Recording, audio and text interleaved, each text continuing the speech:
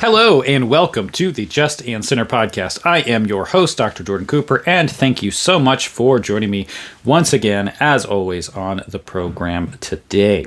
Just want to give you all a quick reminder, as always, that we as an organization, Just and Sinner, are supported by donors. So we would ask that you would consider becoming a contributor. If you have benefited from the things that we do, you can go to justandsinner.org, go to our donate page, and you can help us out.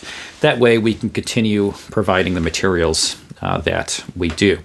And we are going to be continuing today in our study of Christology. So in the last program, we started talking about the 20th century and developments of Christology in the 20th century. And we looked at the quest of for the historical Jesus, looking at Albert Schweitzer's book, The Quest of the Historical Jesus, overviewing that, and then Schweitzer giving his own approach to Jesus as an apocalyptic prophet, who he would really see as a kind of a failed apocalyptic prophet. Of course, we're not taking that position here, but then we began looking at Rudolf Bultmann and the practice of demythologization, and then Karl Barth and his approach to theology. And particularly at the end, we started looking at the question of actualism and the question of, is it in our Christology that the Christ event determines God's eternal being, or instead is who God is in eternity revealed in the Christ event? And that's going to be a significant question as we begin looking at some more contemporary thinkers. So we've really made our way through the first half of the 20th century and some of the major developments there. So now we're going to be taking the second half of the 20th century and moving closer toward where we are today. All right, so we have the first quest of the historical Jesus, which lasted for quite a significant period of time, because this starts at the end of the 17th century, and Schweitzer in some ways kind of the conclusion of that in the very beginnings of the 20th century. We have this time period that is called the no-quest period, where essentially with figures like Rudolf Bultmann, you don't really have the possibility, in their view, of really constructing a life of Jesus. This notion that the events that all of the kind of events that we have in the Gospels, they could be interpreted in so many various ways according to one's preconceived system, like you had in the first quest, that there's not really any agreement. And so a lot of scholars at this point are kind of thinking, what's the point in this further quest for the historical Jesus? There's not really any conclusion after the first quest. And you've got Schweitzer, whose conclusions they think generally are pretty good. But beyond that, do we really need to know? Or is there really a path to understanding who the historical Jesus may have been? So perhaps we want to just stick with Bultmann, who basically says, we just know that Jesus lived, he preached, and he died. And that's about all there is to it. Well, some students of Rudolf Bultmann, part of the Bultmann school of thought, so Bultmann does have a school of thought that follows after him, start to say that actually, I think that there are things that we can figure out about the life of the historical Jesus. And some of this is taken from Bultmann. Bultmann is one of the individuals who really develops and promotes what he calls form criticism, which I'm not going to get into in depth here. That would be something separate. But the figure that I want you to know about here is Ernst Käsemann. Ernst Käsemann is a very significant New Testament scholar. He is a student of Bultmann, but departs from Bultmann in some pretty significant ways. Käsemann has a very, very important Romans commentary, so if you're familiar with Pauline scholarship, Käsemann is a major figure there, but he's also a really significant figure in studies of the historical Jesus. So Käsemann departs from Bultmann. He adopts some of Bultmann's ideas, and he's a student of Bultmann to some degree, but he departs in that he believes that there actually is some historically accessible information about Jesus, so that perhaps and you find this with the second quest, they're not as optimistic as the figures in the first quest. They're not going to go through every event in the life of Jesus and say, well, this is what really happened. They're not going to be so clear. There's a kind of skepticism or doubt about what can be historically reconstructed in the second quest that's not there with the first quest. So kind of more of a realism of just reconstructing historical past in general, recognizing the limits of what we can actually know. Obviously, I think that the Gospels are historical, so I'm not going to buy into any of this methodology, but hey, this is what you get. Okay, so he's going to say that he's going to have some general principles of how it is that we can find that, we can use these principles to try to interpret the sayings of Jesus or interpret the events of Jesus to say which ones are more probable to be historic. And this historic probability, the criteria of that, especially when we get to eventually the third quest, that's developed in even more depth. So there's even more detail about what we can learn in the third quest. But in the second quest, we start to have some clearer, more scientific criteria of determining exactly what things are authentic and which things are not. So here are some of the basic principles that we find in Käsemann and then those who are following Käsemann. Käsemann would say history can be found more in individual sayings and in some of those repeated stories, or particularly those stories that are, repeated in the synoptics, more so than in the kind of broader framework of the Gospels. So the idea is that there is this broader theological framework that the Gospel authors have, that they have constructed, and now they are fitting, and some of this comes from form criticism, but they're fitting the sayings of Jesus that have been passed on, or some of the events of the life of Jesus. They're kind of squeezing them into that preconceived theological framework that they have now put together, that the church has put together, that's really a product of the development of the church and the church's proclamation. And they're kind of retelling of the stories of Jesus in these various theological contexts to get certain points across. So for Käsemann, that broader theological framework into which the Gospels themselves are placed is not to be trusted. So we're looking instead for individual sayings or stories of Jesus that are repeated in multiple Gospels that have probably a kernel of historical truth in his interpretation.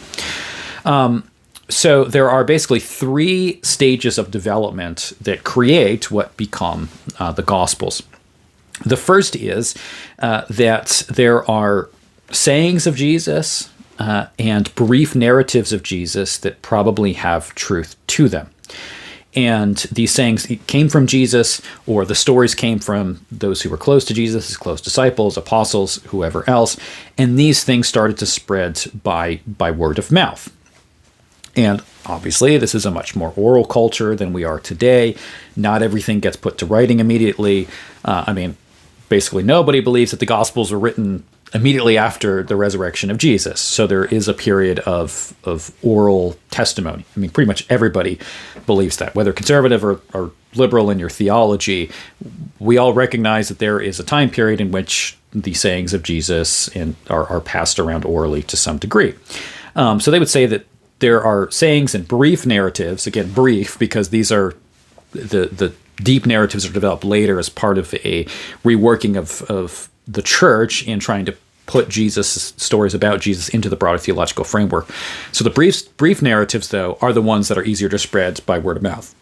So we've got sayings and brief narratives of Jesus that are spread by word of mouth. Eventually, these are collected together. So then we have, collections of sayings and stories.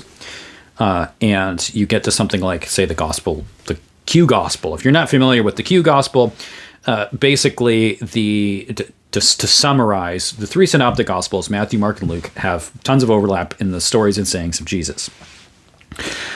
It is the most common scholarly perspective that Mark was written first, that both Matthew and Luke have so many parallels, partially because they're both relying on Mark being the shortest of the Gospels.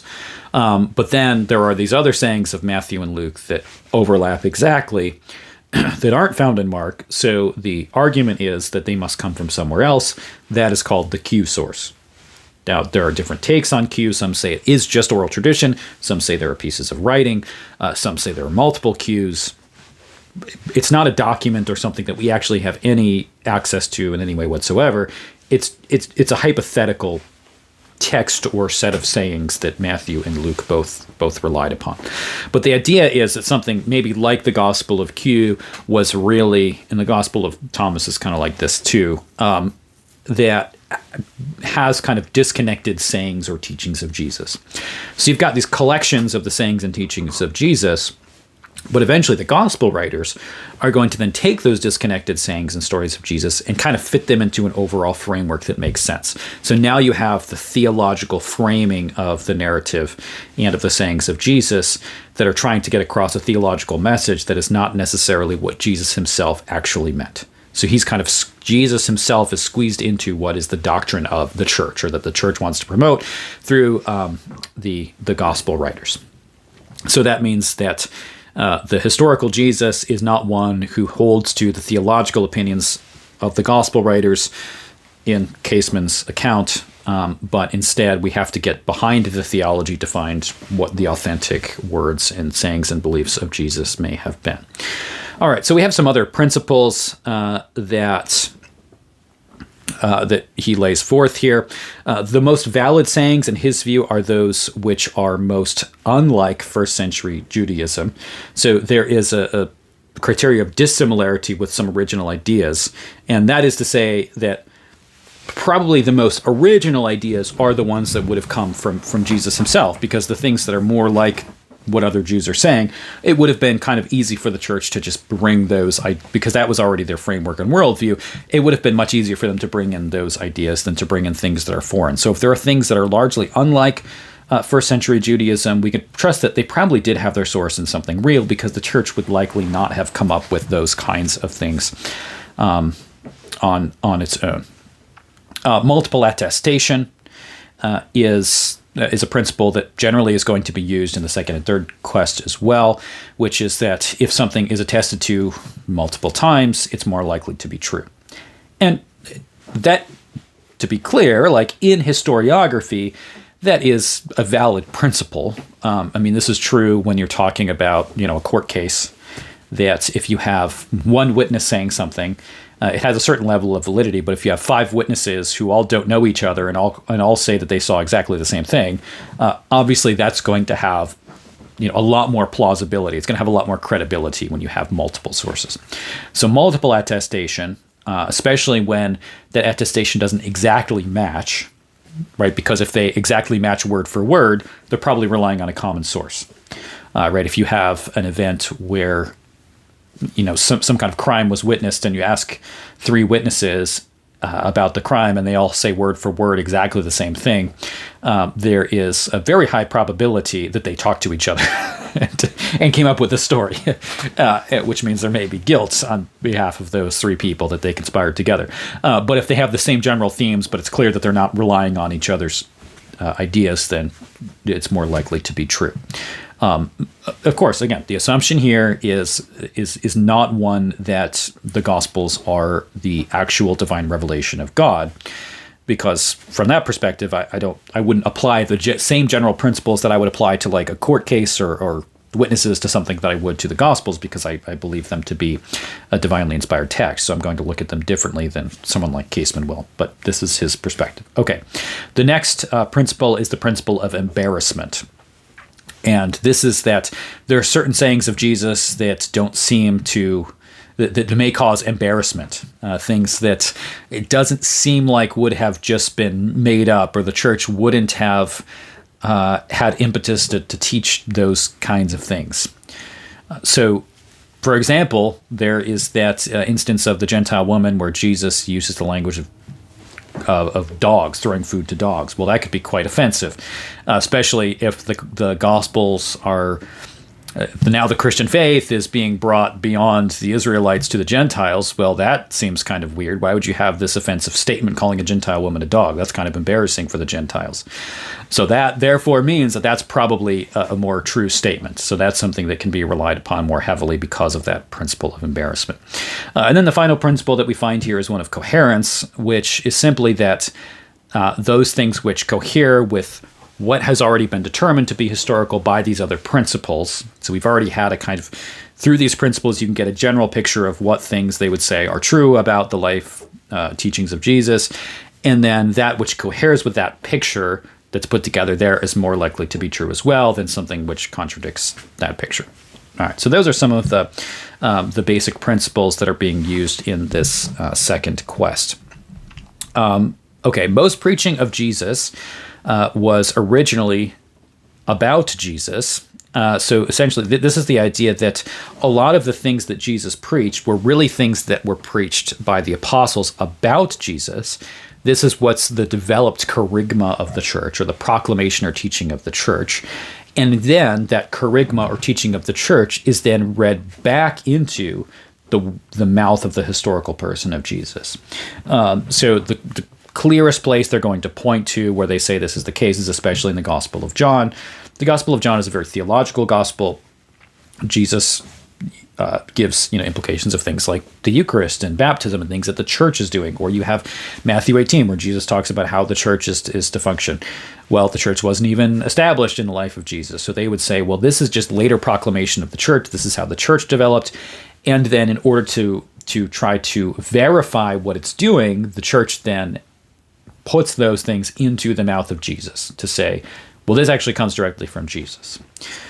So, John 20, Jesus telling the disciples to forgive sins. Well, that's just the absolution of the church, and they read that back into the life of Jesus.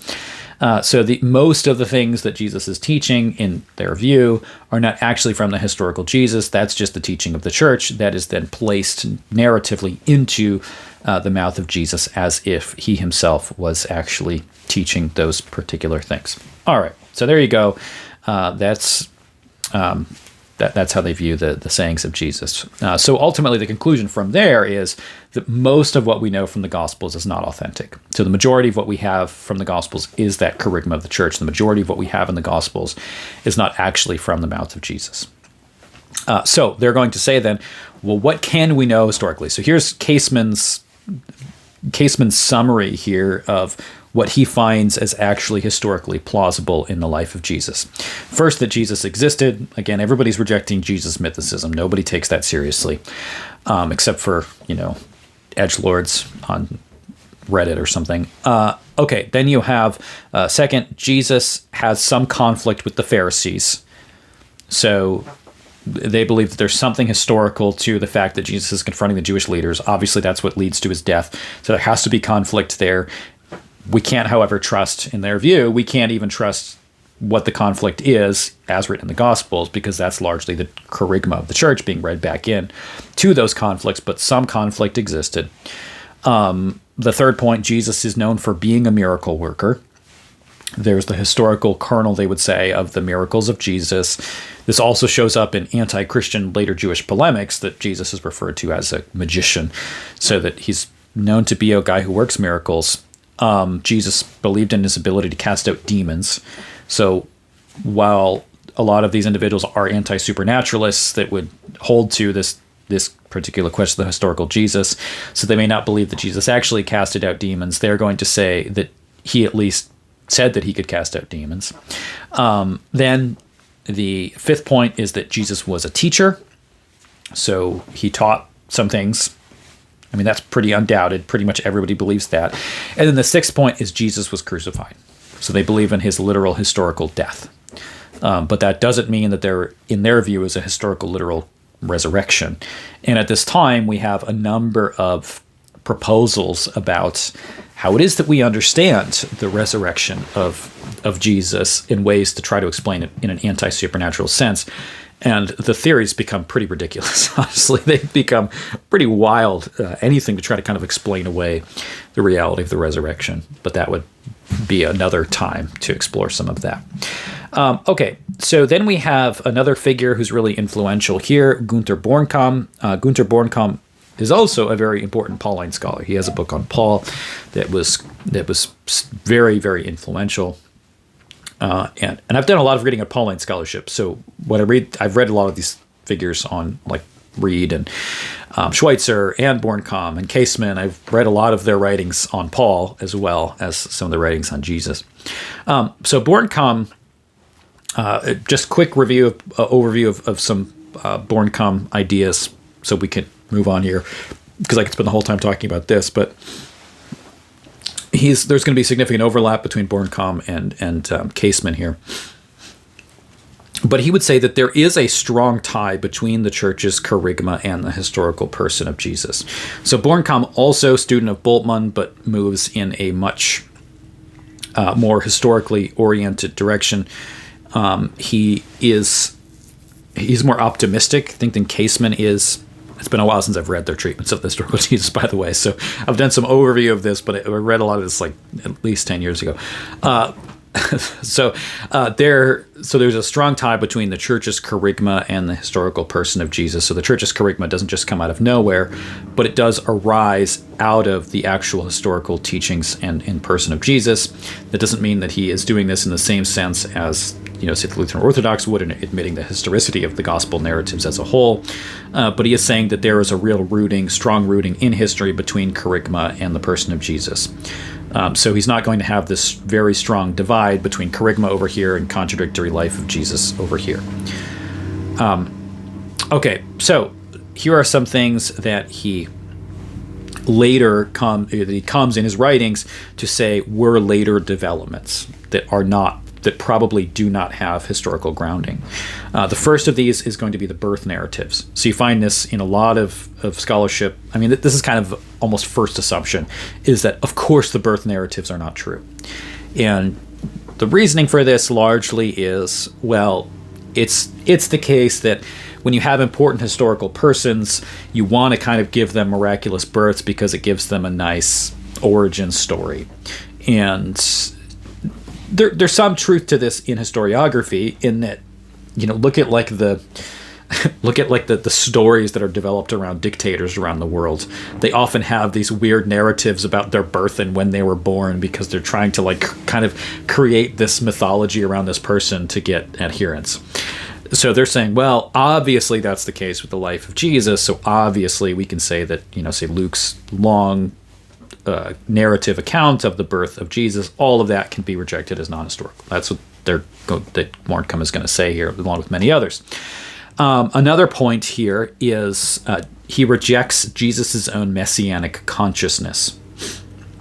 This again is a big debate in these fields of historical Jesus research, the question of whether Jesus actually had messianic consciousness. So the question of, did Jesus actually believe that he himself was the Messiah, or was that something that the apostles believed and taught and concluded, and that was then later read back into the sayings of Jesus?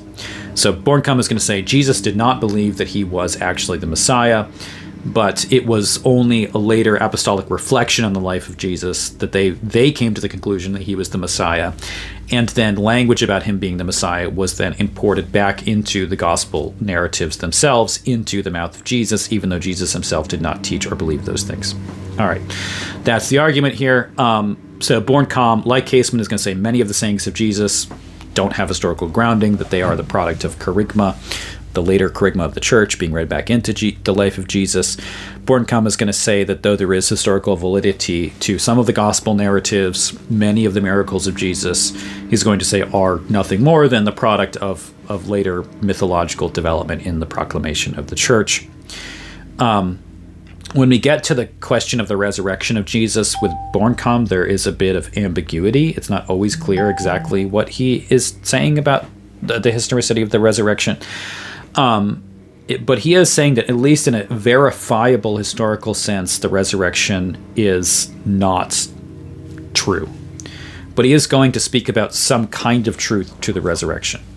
And Bornkamm, at least in my reading of Bornkamm, and he may have had other writing on this as well, but at least what I had read, it wasn't clear that he had a particular strong tie to one idea of what really happened to the body of Jesus. But he does say there's truth to the apostolic proclamation. There's some kind of historical truth to the resurrection, whatever that means. And you can interpret that in different ways.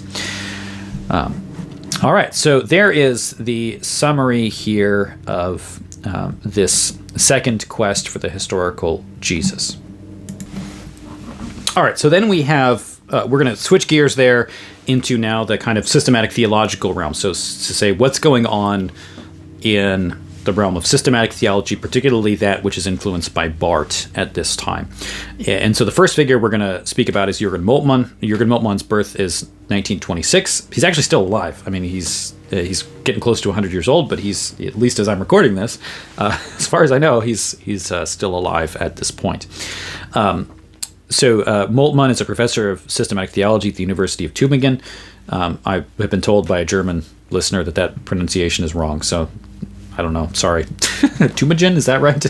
But I've always said Tübingen, so I don't know. Sorry if I'm pronouncing that totally wrong. I don't speak German. And I know I should. As a Lutheran, I should speak German, and it's one of these things that I've always said I want to commit to learning German at some point, but not yet. So Tübingen is a place where a lot of Protestant liberalism has kind of reigned. Historical critical methodology has kind of been at the center of a lot of that in many ways. Moltmann is a post-Barthian. Sometimes he actually had used that term himself. So Moltmann is one of the generation of theologians coming after Barth, being influenced by the movement that was neo-orthodoxy. And so figures like Moltmann they also, like Barth, reject the Protestant liberalism of Schleiermacher and Ritschl. However, like Barth, they also are still adherents to a general historical critical methodology. So the thinkers in the post-Barthian school, they're not holding to a strong doctrine of biblical infallibility. They're not committed to believing that the historical Jesus is identical with the Jesus of faith. So a lot of those assumptions of the historical critical method are very much there in a lot of the post-Barthian thinkers. Now, where they're post-Barthian is that they take Barth's thought in different directions. Now, I mentioned in the last program Barth's idea of actualism. Just a quick refresher for you. What is actualism? It's one interpretation of Barth, because there are many, but these guys all go in the actualist mode of thinking in their theology that I'm going to discuss now. But actualism is the notion that God's acts in history for the redemption of the world actually determine his own eternal being. So God changes, or God is determined to be who he is through his actions in history. So in classical Orthodox Trinitarian theology and Christology, who God is eternally is unchangeable, it's immutable, and God reveals himself in history, and God changes the world. He changes the situation for us, but he doesn't change himself in history. Now, for these theologians, these post-Barthians, they're going to say that God actually, in his actions in history, does something to his own being. So that the death of Jesus, the Christ event, somehow determines God's own being eternally. So it has an eternal consequence for God himself, not just for us. Okay, so the most influential book, he's got a couple very influential books, really more than a couple, but the two most influential are going to be Moltmann's Theology of Hope in 1964, and then his book, The Crucified God, in 1972. These two books really take very different directions, but they are both highly influential. He also later has a book on Trinitarian theology, which promotes a social Trinitarianism. In many ways, Moltmann is the key figure in the development of social Trinitarianism. And I'll discuss that a little bit, but I do want the focus to be pretty much on Christology, just because Christology is the point of this series. So we're talking about these different, and everything relates to Christology. So it's hard to stop when we're talking about these figures, and it's hard to know where to draw the line, because everything affects how you view Jesus, because that's the whole point of Christianity is Christ. So it's hard not to go in all of these different directions. But I want to try to be a little bit, try to rein myself in a little bit in this discussion on Christ and Christology. So let's talk a little bit about Theology of Hope. So this is the 1964 book. The basic thesis of this, right? The basic central point of the book is that all theology is essentially eschatology. So all things are concerned with the end. All things are concerned with the future. So there's going to be a criticism of the classical way of doing dogmatics, where eschatology is just at the end of your systematic theology, which it's the end time. It's the end, so it makes sense that it would show up at the end, right? You start with, your doctrine of God, and then your doctrine of man, and then you get soteriology, Christology. You get through all of these different categories of theology, and then eschatology, or last things, is kind of saved for the very end. But Moltmann says that is really a mistaken way to do theology. That instead, everything should be viewed in light of its telos, its eschatological ends. All of Christian theology really should be read through the end of Christian theology. He's doing something far more here than someone like Gerhardus Voss is when he says things like eschatology precedes soteriology, so that there's kind of an eschatological bent to our theology. But he is defining God himself. This is what's going to be most key. He's defining God himself by his own end, or by his own goal in history, in the future. So the kind of temporalizing of God in some way that you find in a figure like Moltmann is going to strongly differentiate him from some more eschatologically oriented thinkers that are not in this camp. It's very clear that Moltmann is influenced in significant ways by Marxist thought. Ernst Bloch in particular ends up being pretty influential, very influential on Moltmann. Some readings of Moltmann and some reviews of this text initially after it came out basically said that he was just Christianizing Marxism. Moltmann argued very much against that. He said that's not what he's doing, but he did acknowledge the influence of some of these neo-Marxist thinkers on his thought and their view of the future. So some of this, and maybe through Marxists, but a lot of this is Hegelian in its impact. And I think you can see Hegel's influence philosophically in so many ways, and in kind of every area of thought, 19th century onward, that Hegel takes the shift in philosophy away from kind of the way things are to the way things will be. Everything is kind of historical process. And you can watch my video on Hegel's thought to get the idea of what that actually is in depth. But just for the purposes of what we're talking about now, that Hegel sees reality as kind of in this development, this process of development. So he's looking at things in terms of their future, defining things in some way by their end, where they're coming to, this process of fulfillment. And many different Christian systems start to grab onto this. You have explicit process theology with Whitehead and others that follow him. Moltmann moves in this kind of direction. He's not a process theologian in the strict sense in that way. Sometimes this theology is called the Theology of Hope. That's the name of the book.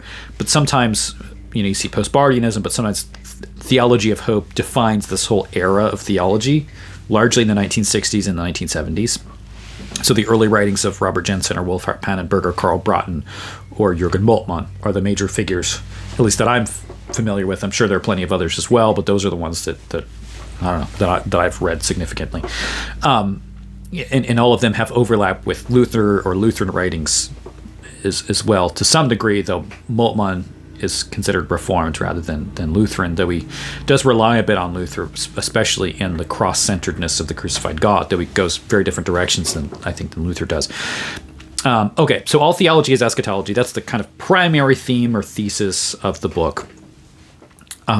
He's going to say that basically all of history is defined by the resurrection of Jesus.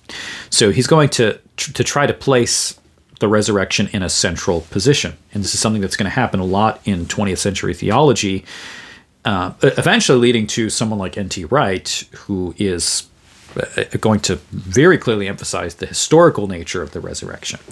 But this emphasis on the resurrection really grows throughout the 20th century. Protestant liberalism didn't really know what to do with the resurrection because there's just a denial of the supernatural altogether, and that kind of stuff doesn't really matter. Barth and then the post-Barthians really do start to bring back that emphasis on the resurrection, though not all of them are really going to see the resurrection in a historical sense. So someone like, for example, Karl Bratten, at least in his early writing, because I'm not sure exactly where he's at in his later writing, but when you read his book, The Future of God, which I think is a good example of this kind of theology of hope. I mean, it's the future of God, so God has a future. I mean, that's actually a pretty easy read book too. It's not difficult like some of Jensen's writing is, for example, or Pannenberg, who's not that easy to read. Moltmann I find quite a bit easier to navigate, but that old Broughton book is a really good summary that's easy to read of that kind of theology. But I know he talks about the resurrection and basically is like, well, they're all different theories and it could be any of them. He's like, it doesn't really matter if the tomb was empty or not. I just can't get around that. I think that's pretty significant question. But Broughton seems to think it doesn't really matter, at least in his early writings. So he may have changed his mind later. And I've read plenty of Broughton's later writings too. I just don't remember. So you have this emphasis on the resurrection, but it doesn't always mean historically valid empty tomb resurrection. Not always, but it can. Pannenberg is one that's more clearly historical in his defense of the resurrection. But we're going to see the centrality in the resurrection in that really everything is determined by the resurrection. Ultimately, though, Moltmann is going to go beyond this idea that just history or redemption is defined by the resurrection. And he's going to start to really say that God himself in his own eternal being in some way is defined by the resurrection. So God is defined by the future as much as redemption is defined by the future. So God's own being is determined by God's future. Okay. He is going to say that many of the gospel accounts are unhistorical. So he's going to adopt many of the conclusions of that second quest for the historical Jesus. He's going to say that many of the miracles probably didn't really happen. He is going to reject the virgin birth. As I said, when people start to reject the historicity of the Gospels, it pretty much always starts with the birth narratives. First thing to go is the birth narrative. First thing to go is the virgin birth. That seems to always be the case. And then other things go also, but it starts there. So he is going to say, though, that they are not just the historical events that are recorded in the Gospels. Well, he would say they're not historical. He isn't going to say that just means they're untrue in every sense. So like Moltmann, he's going to say that this is a kind of mythology. He doesn't go nearly as far as Moltmann does in his demythologization, but he's going to say that there is a theological truth underneath these narratives that show up. So there's something true about them in a mythological sense, though in a literal historical sense, they're not actually true. That's going to be Moltmann's conclusion. All right. Moltmann is going to go in a little bit of a different direction, however, than some of those people in the quest for the historical Jesus go, in that he's going to emphasize the fact that Jesus in his life sided with the poor and oppressed in society. And so instead of just this emphasis on Jesus as apocalyptic prophet, not that he doesn't see Jesus as apocalyptic prophet, he does, or this emphasis that we saw, as Jesus wanting to revolt, or different takes on Jesus. Moltmann is really going to see Jesus as this rebel against empire. He's a rebel against the Roman Empire, and he therefore sides with those who are oppressed in society. Moltmann at some points even uses language that there is a kind of sacramental presence of God within the oppressed person. So it gets a little odd. And he does textually get that from somewhere, because he does talk about when Jesus speaks about the final judgment, when he says, what you've done to them, you've done to me, so that there is some connection between Jesus and these who are, poor in prison. But he's going to say that there is a special presence of God within the poor and oppressed groups. So, as you can probably guess, Moltmann's theology becomes very influential for the various liberation theology groups. His is a kind of liberation theology, not in the same sense of Justo Gonzalez and others, but he's very influential upon some LGBTQ whatever affirming theologians and feminist theology. His wife is actually a feminist theologian. So he very much has ties to very left-leaning kind of liberation theology groups and movements. The emergent church, if you're my age, you know about that. If you were a millennial like I am and grew up in the church, you probably watched Rob Bell videos in youth group and Brian McLaren and all those guys.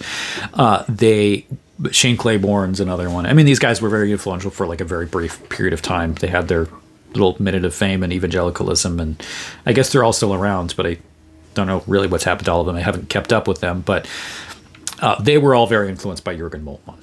if you're familiar with that movement. Okay, and you see this in Brian McLaren's writings, I think, especially with his view of Jesus and empire, Jesus as rebel, this kind of stuff. So Moltmann in this book defends a messianic Christology, so he does believe that Jesus came as a messianic figure. He saw himself as a messianic figure in some way. So he's not seeing Jesus just as some kind of a nice moral teacher. In other words, he's one that came to liberate, and that's part of his messianic role. So others would say that Jesus was just some kind of great moral teacher. That's a very popular view of Jesus from non-Christian people, which doesn't really fit. I agree with C.S. Lewis that it doesn't really work looking at the life and teachings of Jesus to just say he was a nice moral teacher, because the claims that he makes go so far beyond that, it's hard to have that view. He would say also that the incarnation is really a necessary end for humanity, even apart from sin. And this is a question and debate that goes back a long time, the question of, is the incarnation necessary apart from sin? Is the incarnation only a response to sin, or is there something essential about the fact that God needed to become man in order for this union between God and man that we have eschatologically at the end would be made possible, even apart from sin? It's a kind of a speculative question. Not kind of, it's very much a speculative question. But theologians have come up with different answers to this. I don't even know how helpful it is to even debate this question, because it is just speculative and hypothetical stuff. I don't know. But it does get, to some degree, it does show you your view of the incarnation. Right? Is the incarnation, when we're looking at that, does it only answer a sin problem, or does it answer something broader than that? And Moltmann would very much get into it's something broader than that, so that there is a necessary end for humanity, that is the incarnation. He seems to even think it's an end for God, too. This is, I think, even more clear in his 1972 book, The Crucified God. I wrote a section on this book in the current book that's mine in the works right now that's going to be released this year, that is on the doctrine of God. So I have a section on Moltmann's Crucified God and what he does with Trinitarian theology, and it's odd. Okay, it's very odd, and very far from what was considered classical orthodoxy. So in this book, it seems like he kind of totally reverses his premise. Because Theology of Hope it's all about hope in the future, and all of a sudden now it's the center of Christian theology is the cross and suffering. And he doesn't see these as contradictory. But when the book came out, you read some early reviews, and people are like, did Moltmann just completely change his theology? Like, what's the deal here? So it's interesting to read some old works on that to see what they're doing. But I think Moltmann he does tie these views in his own system, I think, rather consistently, even though I disagree with the system. So he says that the cross of Jesus really is at the center of all theology. And hey, as a Lutheran, we're like, hey, the cross is our theology. That's Luther, so that sounds great. He goes beyond classical Lutheran views, though, here, because we would say the cross is certainly at the center of Christian proclamation. Right? We're people of the cross. We teach a theology of the cross. We want to be theologians of the cross. We have crosses all over our sanctuaries, because we preach Christ and Him crucified, just as Paul says. But Moltmann goes beyond the centrality of the cross in like a traditional Lutheran context. Because we would say the cross is at the center because it's at the center of how we know God, because it's the only means by which we come to know God. Because the cross is that which takes away the barrier to fellowship with God, which is human sin and death. So the cross is central because it's what we as creatures need to be able to enter into the presence of God and to have any union with God. But Moltmann goes beyond saying that it's central for us in our preaching to say that really the cross is at the center of who God Himself is in His eternal being. So here's where you have that actualism coming from Karl Barth. So Jurgen Moltmann is very much opposed to the notion of divine impassibility, the idea that God cannot suffer. So impassibility is the classical doctrine that says that God cannot suffer, that he is unchangeable. For God to suffer would also mean that he is a changing being. This is a very significant debate in theology today. There's a lot written on divine impassibility today. Largely that's because of Jurgen Moltmann. It doesn't start with Moltmann. You have Isaac August Dorner challenging divine impassibility in the prior century that we looked at last time. And Karl Barth uses Dorner to some extent, but he doesn't take it that far. Moltmann is very explicit about what it means that God suffers in his view of divine suffering, which is another interesting topic that I can't get too far into in terms of how that affects your theology proper, but at least to focus on the Christological aspect simply here. In a classical Christology, we would say that it is orthodox to say that God suffered on the cross and God died, because the one who died is the God-man. He is God. He is the Theanthropos. However, what we would not say is try to say the divine nature suffered. There's clearly mystery in the incarnation, but we would not say that God in his eternal being suffered as Christ died on the cross. But Moltmann is going to make that extra step, and he is going to say, no, really, in his own being, God suffers. Now, Moltmann is going to clarify that to differentiate between God's suffering and human suffering. So in some way, God is sovereign over his own suffering. God decides that he's going to suffer. He suffers freely. He does not suffer in the sense that he is just suffering at the hands of people because we're more powerful than he is. God has a kind of active suffering, not a passive suffering. So in Moltmann's view, this is suffering and love are intimately tied together. So for Moltmann, for God to love us in Christ means that God has to suffer. That's part of love. That's part of what love does. So to love means that I suffer with the other. And so if God is love, God must also suffer. They're very much tied together. And he's not only saying in the sense of the incarnation God suffers, because to some extent that's true, and that God is not willing to undertake suffering for us out of love. This is what the incarnation is about, but he's going to say in his eternal being he's suffering. So he's going beyond that. So this active suffering in love then is essential for who God is. So the cross becomes definitive, not just for human redemption, but for God himself. He's going to say that the cross is really definitive of God's own eternal being and his triune nature. And this is where things get really weird. And I get into that in the book, but I can't delve into all of it right now because it would take the rest of the time and a lot more to explain the particulars. But here's just kind of overview, because I'm trying to keep this as overviewy as possible without getting too in depth on any of these issues too much, for the sake of this particular series of programs. Essentially, the forsakenness of the Son by the Father. So he has a strong view of the Son is literally forsaken by the Father on the cross. So he takes the phrase, my God, why have you forsaken me?" that Jesus utters coming from Psalm 22. And Moltmann is going to say, he's going to make that particular phrase so central to his theology, which I think is a really hard thing to do. Because it's a citation from Psalm 22, and I think what Jesus is trying to do there is to invoke the entirety of Psalm 22. He's citing the part of Psalm 22 so that we look at Psalm 22, and all of that is expressive of the suffering of Jesus and the experience of Jesus on the cross. So even though Jesus cites that one phrase, I don't think we can take that and kind of isolate it from the Psalm 22 context, which I think some theologies do. And there's so much. Do you draw from this in its fullness, the my God, why have you forsaken me? Do you draw on that the conclusion that in the intra-Trinitarian relationship there is a literal rupture or division between Father and Son?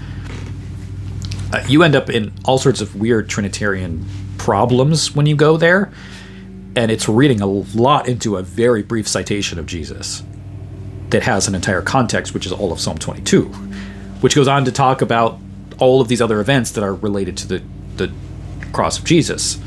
I mean, I think the Jews who are listening there, hearing Jesus say this, the intention is they hear that, my God, why have you forsaken me?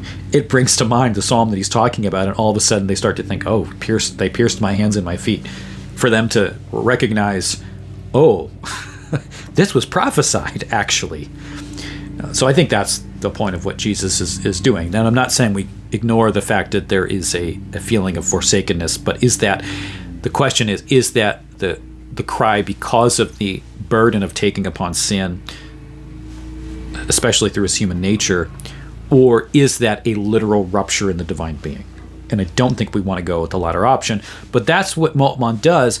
But because of his kind of dialectical theology, he ends up saying that the forsakenness of the Son by the Father, it not only is this kind of rupture between the Father and Son, but in some way the forsakenness of the Son by the Father actually creates that eternal Father-Son relation. So in the forsakenness, now there is the bond. So the unity is actually in the forsakenness itself. So that this is how he sees the cross as central. And why I say that Moltmann goes far beyond where Luther is going when he's talking about a theology of the cross. Because he's not just saying the cross is central for Christian proclamation, for Christian practice, for our Christian lives, in our spirituality and how we know God. He's saying that he wants to have a real theology of the cross, which he sees as a theology in which the Trinitarian nature of God is defined by the cross. And you see how that goes far beyond what we're usually talking about when we talk about the centrality of the cross. So he does a kind of similar thing to what Dorner did in the prior century, and that he says, well, we have, in the Reformation, we discovered this cross-centric, gospel-centric theology, but we've applied it to our soteriology. But now we've got to take that cross-centric theology and apply it not just to our doctrine of salvation, but to our theology proper, to our Trinitarian theology. So we need to start to see now how the cross doesn't just affect us, but impacts God himself. And so these thinkers kind of see themselves as in some way continuing that work of the Reformation. Like the Reformation didn't go far enough because the Reformation retained all of the essential classical Chalcedonian, Nicene, Trinitarian, Christological formulations and essentially adopted the tenets of classical theism, like divine simplicity or divine immutability. But they're saying we need to go beyond that and say, how does now the cross actually apply to our doctrine of God? Because it applies there as well. So this is very much a kind of dialectical theology. If you're familiar with dialectics, think of Hegel's dialectic, where you have kind of contradiction that comes to greater synthesis in the development of the world spirit. So there are kind of tensions that are resolved in this greater unity, even within God. So some of that comes from Hegel's phenomenology of spirit, or the Geist. And for Moltmann, this is applied in a Christian context. You find this in a lot of neo-Orthodox theology, this kind of reveling in contradiction or paradox. And in some ways that sounds very Lutheran because we like the paradox too, but this goes beyond that. I also do think that when you look at Walter von Leeuwenhoek's Theology of the Cross, which is the work that revitalizes Luther's Heidelberg Disputation, this distinction between the theologian of glory, theologian of the cross, that formulation that is now known for being one of the core themes of Lutheran theology has basically no place in the history of Lutheran theology classically. And it's the Heidelberg Disputation. Luther never uses it really after the Heidelberg Disputation. Lutherans don't really ever grab onto it. You can just do a search for it in Lutheran writings prior to Leeuwenhoek's work, and it's just really not there. So it's not that nobody saw the Heidelberg Disputation as useful, but it wasn't a major theme. Leeuwenhoek's work, I do think, because of that dialectical theology of Karl Barth, he kind of revitalizes Luther as a dialectical theologian. So there are parts in that book and there are parts of the book that are very helpful, so I'm not saying it's all bad, but there are parts of that book where he makes Luther sound very Barthian. And I think that some approaches to Lutheranism that so emphasize paradox, even to the point of even contradiction in some ways, where you have kind of a law versus gospel. I think a lot of that is really the influence of this dialectical method of doing theology. So it's very dialectical in Moltmann's view. It comes from Barth's dialectical theology, but why I'm emphasizing the dialectic right now is because of that inter-Trinitarian definition by means of the cross. So self-sacrifice then becomes for Moltmann really essential to God's own nature, because it's that self-giving for the sake of the other that is essential to who God is. And so it's kind of necessary for God to be God in some way to suffer with us, because love, by definition, for Moltmann, suffers when someone is suffering. That's part of the essence of what love is. And the criticism of this is always going to be, and I think it's a valid one because I may make it myself, is what, because Moltmann seems to assume that what the suffering need to be liberated, it's all about liberation, right? The suffering really need to understand God suffers too with them. Is that really helpful? Is it really helpful to say, well, I know you're suffering, but God suffers too? Okay, but God is still all powerful and isn't getting me out of my situation. I don't know that it really gives an answer. There's still the suffering that the person's dealing with. Does it really help to just be like, well, God suffers with you too? And don't get me wrong, there's some comfort in that, right? There's some comfort in especially pointing people to the cross, which is what, in classical theology, we do have the place to say that, which is the cross. So God is not totally apart from suffering and just does not touch the world, but instead God has become incarnate to become one of us to suffer. So do you really need something beyond that to the divine being suffering when you have the incarnation and death of Jesus anyway? So there's some comfort to that. But ultimately, we need to know that God can overcome suffering. It's not the point is we need to know that Christ overcame suffering and that God has through Christ won a reality for us that is to come, that is a reality that is free of suffering. I mean, God having the power over suffering, I think, is more the important thing than just saying, well, God suffers too. Okay, I don't know. I just don't know how particularly helpful that is. But for Moltmann, that's really essential. That's really, really at the heart of it. So Moltmann is going to reject Chalcedonian Christology. He essentially says that the Chalcedonian approach to Christology is really an attempt to distance God from suffering by placing suffering solely in the human nature. So he's basically saying that Chalcedonian Christology is based on a view of God that says that God is outside of time, God is outside of change, God is outside of suffering, and that's a way to distance God from human suffering. And so we create this doctrine of the two natures of Christ to say that there is this unsuffering divine nature and a human nature that can suffer in order to make God greater and transcendent and kind of divorced or apart from human suffering.